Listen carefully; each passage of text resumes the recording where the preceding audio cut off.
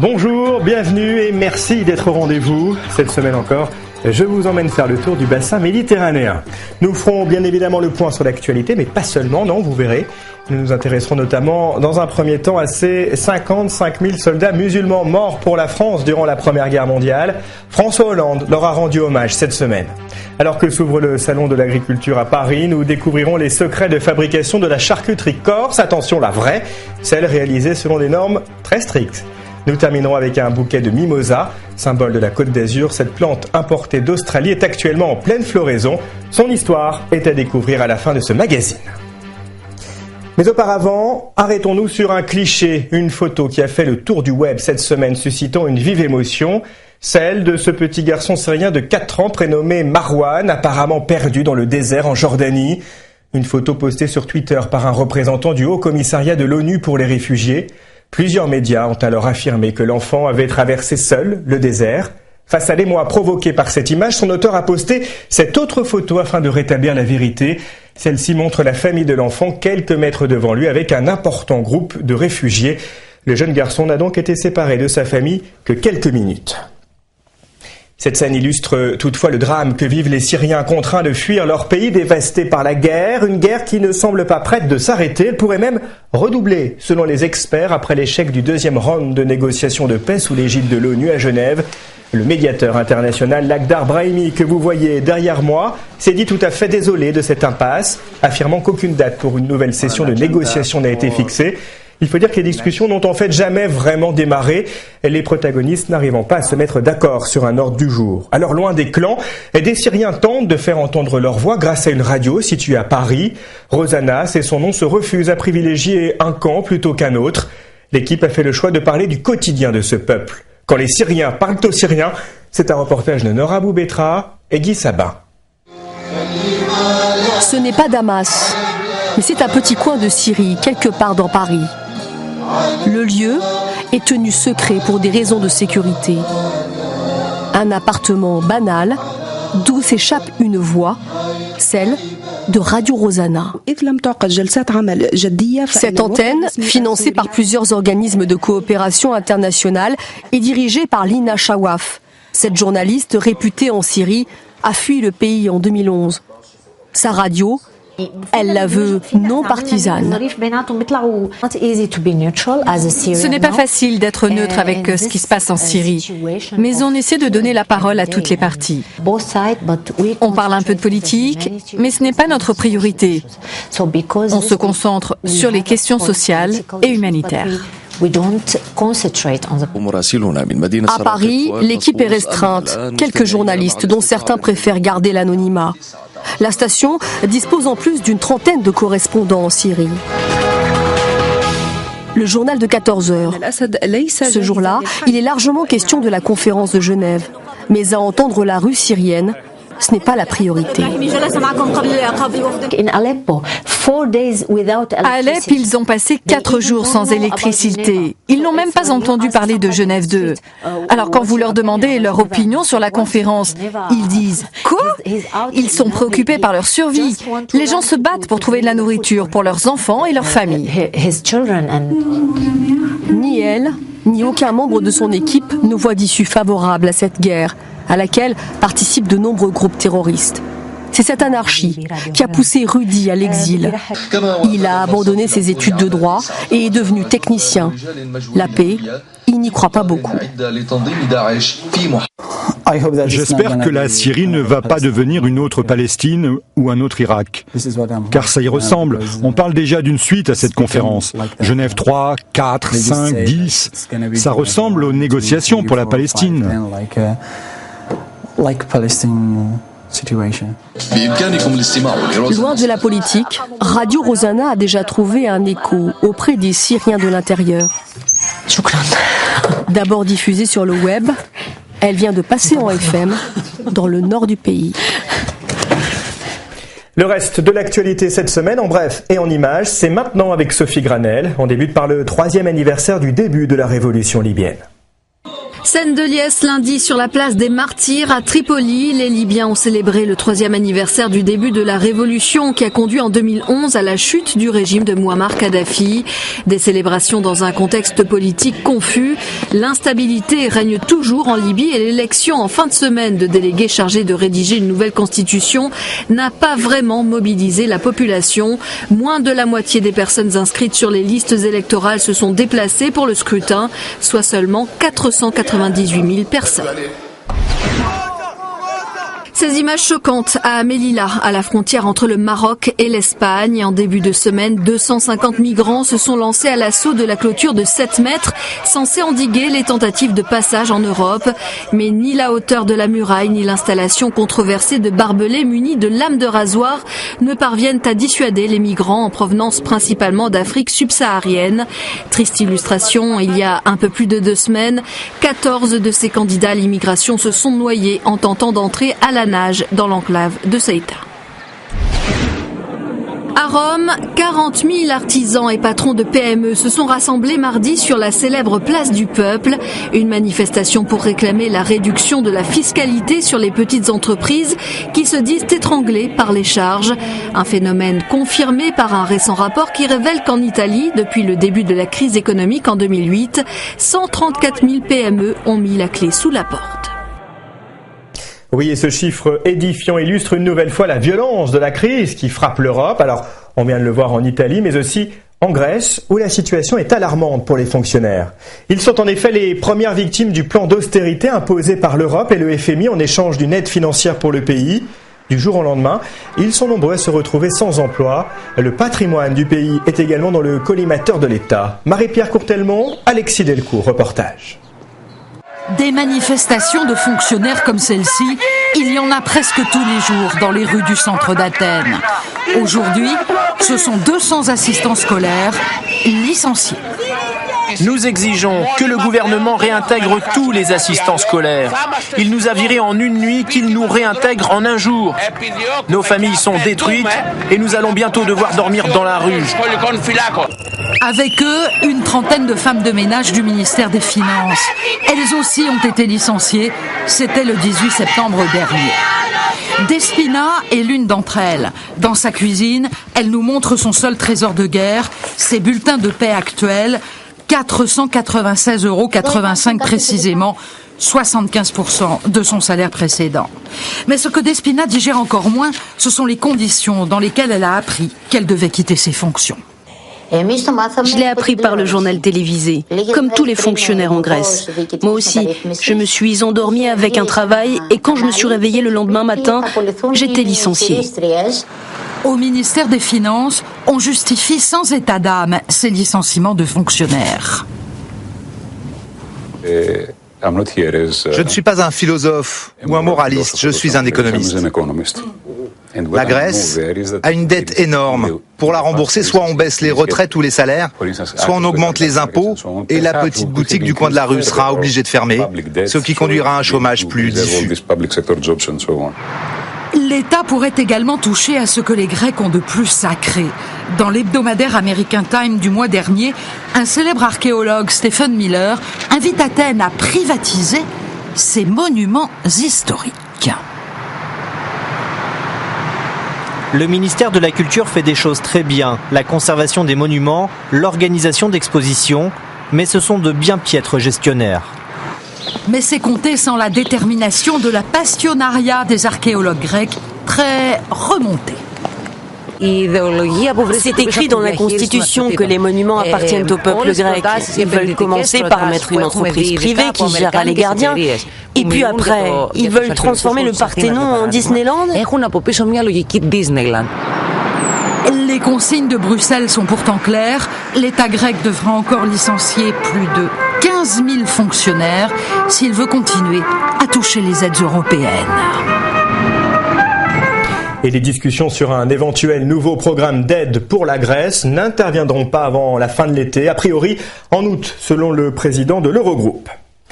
En France, François Hollande a rendu hommage cette semaine aux soldats musulmans morts pour la France lors des 2 guerres mondiales. S'adressant directement à leurs descendants, le président a souligné que la France avait une dette à leur égard. On le voit ici lors de son déplacement à la Grande Mosquée de Paris. Et alors que l'on célèbre le centenaire du début de la Première Guerre mondiale, un chiffre, 55 000, c'est le nombre de musulmans qui ont perdu la vie pendant la Grande Guerre. Alors, qui étaient ces soldats? Quel rôle ont-ils joué? Lorraine Gublin, Pascal Caron. L'armée française avait imaginé une guerre rapide avec des blessés légers, mais dès les premiers mois de 1914, les pertes humaines sont colossales. La France doit alors recruter des combattants. Elle se tourne vers ses colonies. L'Algérie, alors département français où le service militaire est obligatoire, puis le Maroc et la Tunisie. Près de 300 000 Maghrébins sont mobilisés. À mesure que le conflit s'amplifie, l'armée enrôle de gré ou de force dans ces colonies d'Afrique noire, au Sénégal, au Mali, au Tchad ou encore en Centrafrique, où un tiers des conscrits sont musulmans. En versant le même sang, vous gagnerez les mêmes droits, leur promet la France. Les troupes du Maghreb sont engagées dans les unités d'infanterie, elles sont de tous les combats. Ce sont des hommes qu'on estime résistants, qui souvent viennent de populations habituées au climat rigoureux, populations montagnardes. Les tirailleurs d'Afrique noire, eux, seront rapatriés à l'arrière. Les premiers bataillons sénégalais, imaginez, sont engagés dans l'Isère, dans cette bataille de l'Isère de l'hiver 14-15, dans la glace, dans la boue, ce qui vraiment sont des conditions extrêmes pour ces tirailleurs qui viennent du continent africain. Et donc là, effectivement, les pertes vont être extrêmement importantes. Les pathologies pulmonaires en particulier vont créer plus de pertes, d'ailleurs, que les obus ennemis. Des combattants et de la main-d'œuvre. 140 000 Maghrébins sont engagés pour faire tourner l'industrie française et ils ne sont pas les seuls. C'est la première réelle vague d'immigration de travail, elle est liée à la Grande Guerre. On calcule qu'en tout, entre les combattants et les travailleurs, ce sont près de 600 000. 600 000, c'est énorme. Indigènes, entre guillemets, puisque c'est le terme de l'époque, mais en tout cas colonisés, qui vont fouler pour la première fois le sol de la France. Des musulmans autorisés et même encouragés à pratiquer leur culte. En pleine guerre, il faut entretenir le moral des troupes. La France veut montrer qu'elle se soucie des soldats musulmans. En 1916, une mosquée est installée dans le jardin colonial de Nogent-sur-Marne. À la fin de la guerre, ces soldats seront parmi les plus décorés. En 1922, la Grande Mosquée de Paris est érigée pour leur rendre hommage. Aujourd'hui, le nom des 55 000 musulmans étrangers morts pour la France figure sur ce site internet, aux côtés de tous les combattants de la Grande Guerre. Tout autre sujet à présent. Paris accueille depuis ce samedi la plus grande ferme de France avec plus de 4000 animaux. Le Salon de l'agriculture a ouvert ses portes au Parc des Expositions. Pour cette nouvelle édition, le Salon veut mettre en avant une agriculture en mouvement, en évolution technologique et génétique, mais aussi l'agriculture des pays du bassin méditerranéen. L'occasion de s'intéresser à la charcuterie corse, mais la vraie, celle qui a obtenu son appellation d'origine contrôlée il y a maintenant 2 ans. La fabriquer nécessite du temps et des contraintes sont multiples, mais à la dégustation, les gourmets sont formels. On fait vraiment la différence. C'est le grand angle de ce magazine. De la bannière à l'étal, l'authenticité corse s'affiche fièrement sur le marché d'Ajaccio. Pourtant, les clients le reconnaissent. Trouver de la véritable charcuterie corse relève du parcours du combattant. La cope. Encore ça. Ça donne envie d'être mangé. Hein. Le saucisson. Est-ce que vous êtes sûr que cette charcuterie est vraiment corse? Sûr, je ne pourrais pas l'affirmer. D'accord? Moi, je l'ai déjà goûtée. Elle est excellente. Donc voilà pourquoi aujourd'hui, j'en ai racheté. Ce vendeur affiche 2 prix pour sa charcuterie. À 19,50 € le kilo, un produit industriel fabriqué en Corse avec des cochons venus de l'extérieur. Presque 2 fois plus cher, une charcuterie dite fermière. Un peu plus loin, on joue à fond la carte de la tradition. Un lonce doit toujours avoir un petit peu de gras au-dessus. Des produits appétissants, des prix élevés et un discours bien rodé. C'est vrai qu'il est facile de tricher pour des revendeurs. Beaucoup pour des revendeurs en mettant fermier, en mettant des choses qui ne sont pas totalement vraies. Selon le syndicat de défense de la charcuterie insulaire, cette vendeuse ne propose pas de produits issus de porc noir de race corse, contrairement à ce qu'elle affiche. Impossible donc pour elle de faire partie de la quarantaine d'éleveurs producteurs qui bénéficient de l'appellation d'origine contrôlée. Une appellation créée il y a 2 ans pour certifier les produits issus de la race corse, appelée Noustral. Des cochons qui depuis le mois d'octobre se nourrissent exclusivement de glands et de châtaignes trouvés dans le maquis. La période d'abattage s'étend de mi-novembre à fin mars et c'est l'éleveur qui charcute lui-même ses pièces. Alors là vous avez le prise août, là il y a la pancette, là vous avez la cope et de l'onze. La viande est alors recouverte de sel de mer, puis séchée et affinée pendant plusieurs mois. Ce jour-là, l'éleveur-producteur reçoit la visite du directeur du syndicat de la charcuterie corse, le seul organisme habilité à délivrer l'AOC. Ensemble, ils vérifient que chaque produit remplit les conditions de pH, de poids et de goût exigées par le cahier des charges. Seules 3 charcuteries peuvent prétendre au label, le jambon, le lonze et la copa. Pour reconnaître un jambon AOC, vous avez une étiquette avec le logo du syndicat et derrière le numéro de traçabilité du jambon. Mais cette fabrication dans les règles de l'art reste confidentielle. 90% de la charcuterie corse est industrielle, alors la différence se ressent bien sûr au niveau du prix. Comptez entre 35 et 40 euros le kilo pour les produits AOC. Il faut quasiment 3 ans et demi, 4 ans pour faire un produit en appellation d'origine contrôlée, avec toutes ces caractéristiques de typicité, de goût, de saveur, donc forcément ça coûte de l'argent. Une charcuterie d'exception identifiée par le macaron de l'AOC que l'on trouve rarement sur les marchés, la plupart des ventes se faisant directement dans les fermes des producteurs.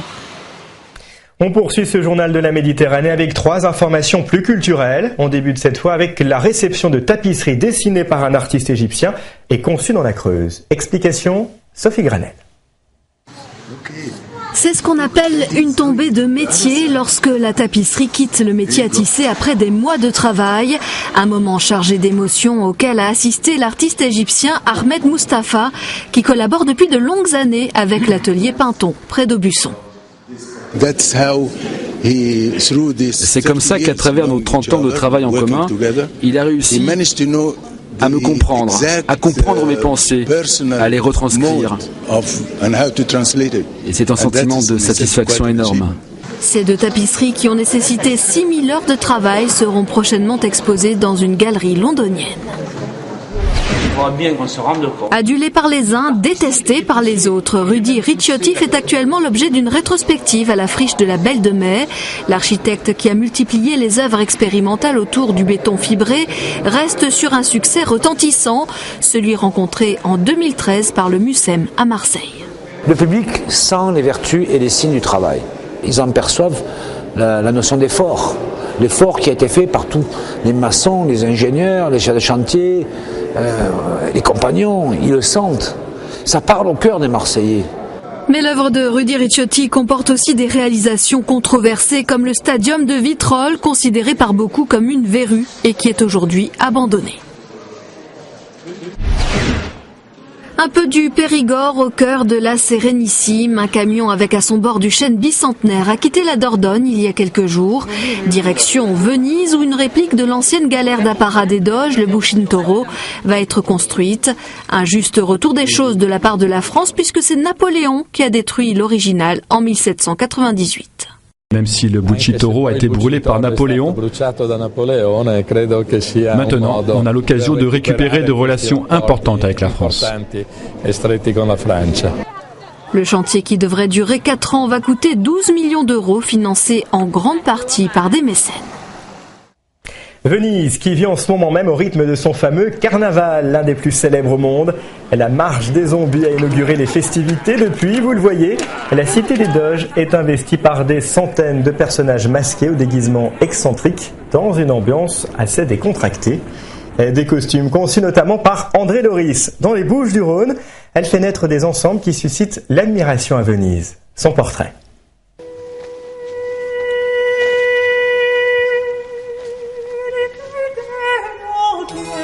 André a des mains d'artiste qui caressent la soie et qui modèlent des masques aux expressions illuminées de paillettes, aux couleurs vives et variées comme un arc-en-ciel. Afin de confectionner des costumes pour le carnaval de Venise, des costumes aux thèmes différents qui avaient séduit Yves Saint-Laurent. Près de 54 costumes en 37 ans, issus de son imagination pour transformer ceux qui les portent. On devient des stars. et on entend des milliers de fois « Que bello » dans toutes les langues. « It's beautiful ». Tous ces costumes sont baptisés fuchsia, fruits, printemps, tournesol, et taillés dans de la pure soie. Des costumes issus entièrement de son imagination, nourrie par ses voyages et ses rêves.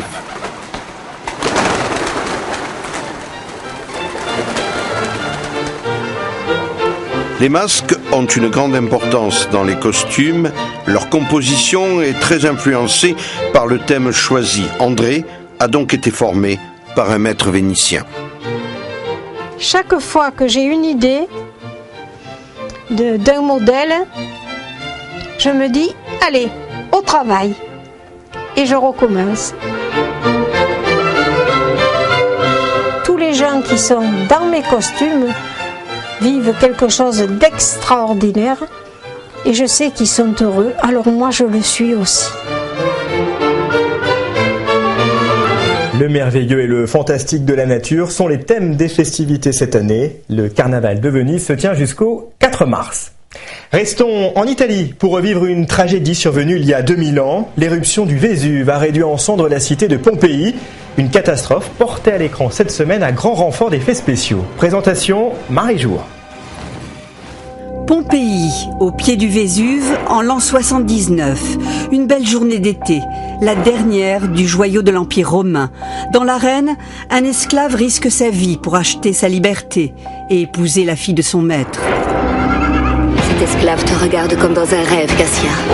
Une romance au cœur de la plus grande catastrophe de l'Antiquité. Qu'est-ce que c'est ? C'est la montagne. Le Vésuve, endormi depuis 1500 ans, se réveille brusquement. Le monstre crache des millions de tonnes de cendres et de pierres. En quelques heures, Pompéi et toute forme de vie sont éradiquées. Cette catastrophe a toujours fasciné les cinéastes, s'inspirant des écrits de Pline le Jeune, un témoin direct de l'explosion. Ces écrits sont très précis, sur tous les détails concernant les nuées de cendres, les coulées de lave se mêlant aux vagues. Car bien sûr, il y a eu aussi un tsunami, ce qu'on a oublié évidemment. Le cinéma et la réalité. Pompéi est tombé dans l'oubli jusqu'au XVIIIe siècle, où des fouilles ont permis de mettre au jour une civilisation plus moderne qu'on l'imaginait. Aujourd'hui, des milliers de visiteurs arpentent la ville légendaire. Pompéi peut se lire à travers des vestiges préservés, des vies arrêtées en plein mouvement, figées dans la cendre.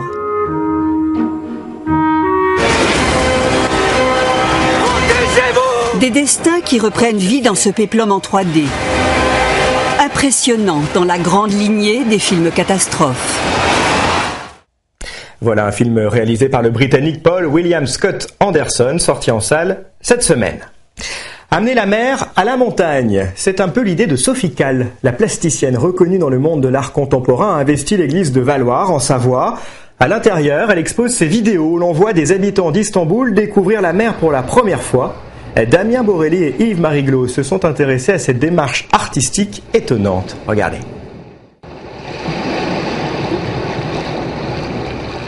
Tendez bien l'oreille. Au pied du Galibier, ces temps-ci, on peut entendre le bruit du ressac. Voilà, de regard sur la mer. Bon, c'est vrai que c'est marrant, la mer à la montagne. Ça ne s'est jamais fait. Mais c'est l'occasion, et en plus c'est quand même un grand nom international de la photographie. C'est ici, dans l'église de Valloire, qu'une dame bien connue dans le monde de l'art contemporain s'est invitée en pleine saison des sports d'hiver. Vous connaissez Sophie Calle ? Non. C'est qui ? C'est une artiste. Ah.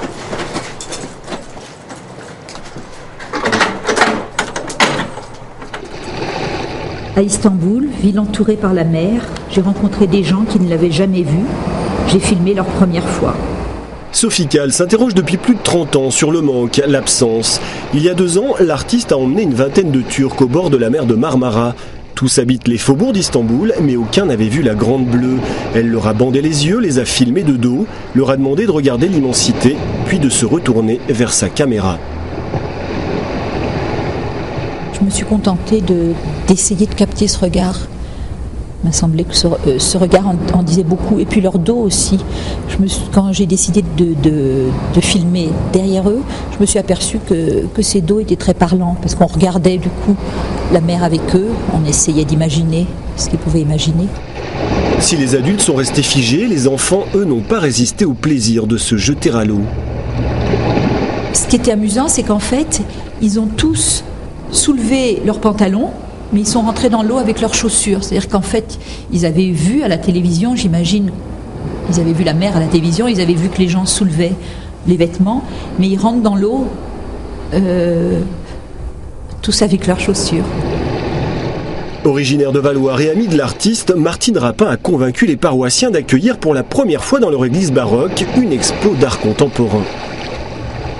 Ils m'ont tout de suite dit de toute façon qu'ils ne voulaient pas de femmes nues, pas d'hommes nus. Donc une fois que je les ai convaincus que non, Sophie Calle, c'était un travail très sérieux, très spirituel même. Ces gens qui regardent la mer pour la première fois, l'infini, la mer, comme ils vont regarder là. Finalement, ils sont disposés de façon à ce qu'ils regardent l'autel, l'infini, l'éternel. Donc voilà, ils ont été convaincus. Pour Sophie Calle, c'est aussi une première dans un lieu de culte en activité. Exposé dans une salle blanche, je l'ai déjà fait dans beaucoup d'endroits dans le monde. Par contre, exposé dans un lieu comme celui-ci, c'est neuf, c'est beaucoup plus excitant. Voir la mer de Sophie Calle se dévoile aux Valloirins et aux touristes jusqu'au 30 mars. Et que les ouailles se rassurent, le bruit des vagues cessera durant les offices religieux.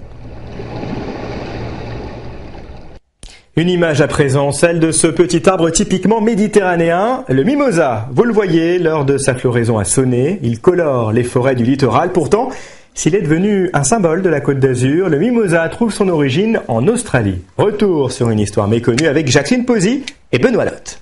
C'est l'image carte postale. Le mimosa, devenu la fleur emblème de Mandelieu il y a bien longtemps. L'histoire commence en 1800, lorsque les navires de Napoléon rapportent d'Australie ces graines qui fleuriront dans le parc de l'Empereur, pour le grand bonheur de Joséphine. Curiosité rare, pendant près d'un siècle, on tentera pour la première fois de cultiver la fleur jaune soleil en pleine terre à Cannes en 1864. Ce sera un succès et le début de la grande aventure du mimosa sur la Côte d'Azur. Quand on revient à la belle époque, déjà à la fin du 19e, donc les mimosistes se développent et envoient toutes les nuits, grâce au train au PLM, Paris-Lyon-Marseille, toutes les nuits sur les capitales européennes, cette fleur. Oui, en fait cette taille-là, au niveau hauteur, ce serait parfait. Des 1200 espèces de mimosas existant dans le monde, 400 se sont épanouies sur la Côte d'Azur. Les pépiniéristes en ont sélectionné une demi-douzaine à la fois robustes et à belles fleurs pour agrémenter les jardins des particuliers. Ça, c'est un petit mimosa prêt à emporter. Et donc, on peut déjà planter ces mimosas, soit en pleine terre, soit dans une jardinière. Le mimosa est une plante à croissance rapide, à condition d'être dans la terre granitique qui lui convient, et le périmètre est limité. Si vous êtes dans la région du bassin cannois Mandelieu, il n'y a pas de problème, vous pouvez mettre du Dialbata. Celui-là ? Voilà, celui-ci. Mais si vous vous trouvez sur les sols un petit peu plus haut, sur le haut du Canet, les hauts de Cannes, qui sont plutôt argilo-calcaires, à ce moment-là, il faut être greffé sur du réténoïde 4 saisons. À chaque terrain son mimosa. S'ils sont préservés de leur ennemi, le gel, les plants peuvent en quelques années devenir de véritables arbres dans les jardins de la côte. On part là-dessus. Ces arbustes, eux, partiront orner l'office du tourisme, point d'arrivée des dizaines de milliers de visiteurs qui affluent tout le mois de février à Mandelieu. Grâce au patient travail de sélection opéré dans les pépinières, les visiteurs de 2014 profitent de fleurs bien plus belles que celles qui ont séduit Joséphine de Beauharnais il y a 2 siècles. Merci de votre attention. Prochain embarquement pour un nouveau voyage sur les rives de la Méditerranée dans une semaine. Je compte sur vous.